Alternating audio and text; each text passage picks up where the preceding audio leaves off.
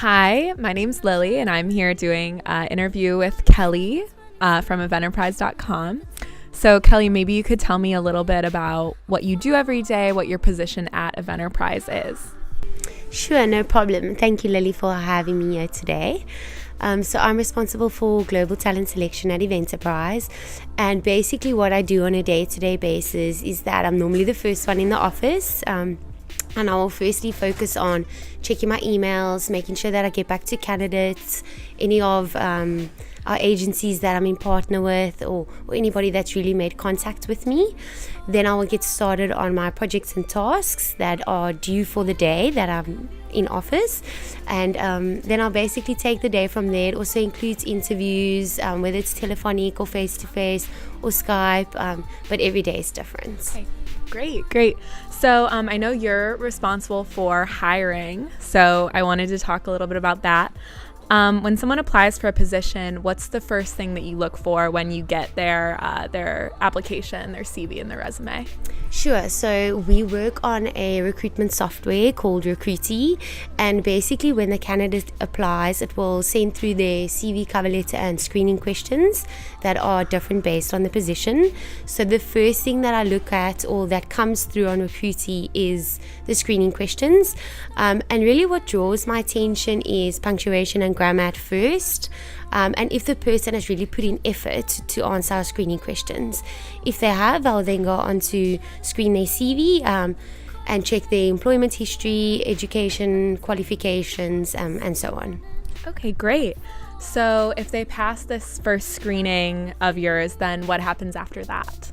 So after that, I will basically send them an email explaining our program in a bit more detail, the purpose of our program, the benefits for them, and then once they respond to that, saying that they are interested in the program, I'll then either send them exercises or I'll do a telephonic interview with them.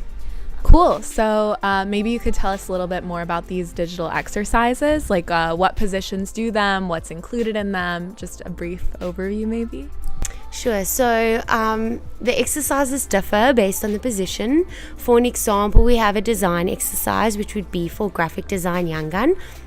And that exercise was actually made by our head of design, and it's customized to Eventerprise. So this gives us an idea of if the person or the candidate can actually design for our company.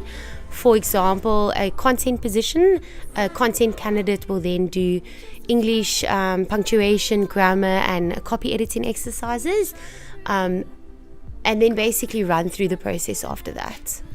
So how long do you think you would say the entire interview process takes in total? So we usually try and run our recruitment process quite quickly. So this is dependent on how long the candidate takes to get back to me. For the design and the content exercises, there is a time limit.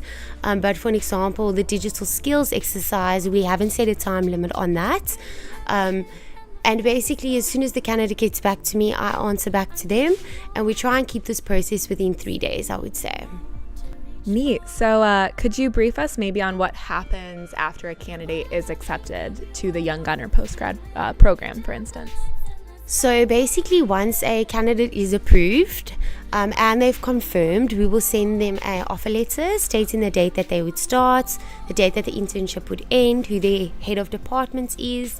And basically, once they sign that, a week before the new young gun or new postgrad starts, I will onboard them onto all of our systems. So this includes developing a new email address for them, an Eventerprise email, onboarding them onto our project management system called Basecamp, onto our WhatsApp groups.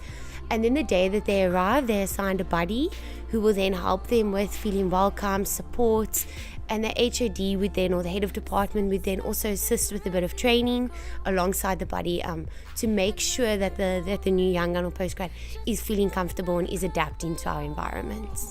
Okay, great. So I know that in the office there are a lot of international interns, from all over the world.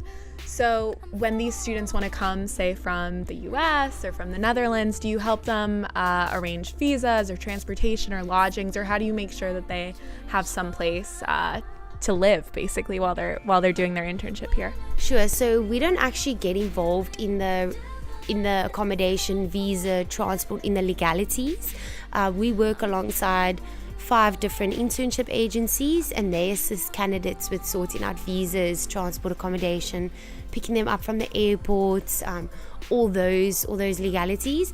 But what we can do is that we can assist candidates in the sense that one of our young guns who are from another country can then hop onto a Skype call with them, let them know how much more or less expenses are costing for them, where they're staying, and just a few tips in that area.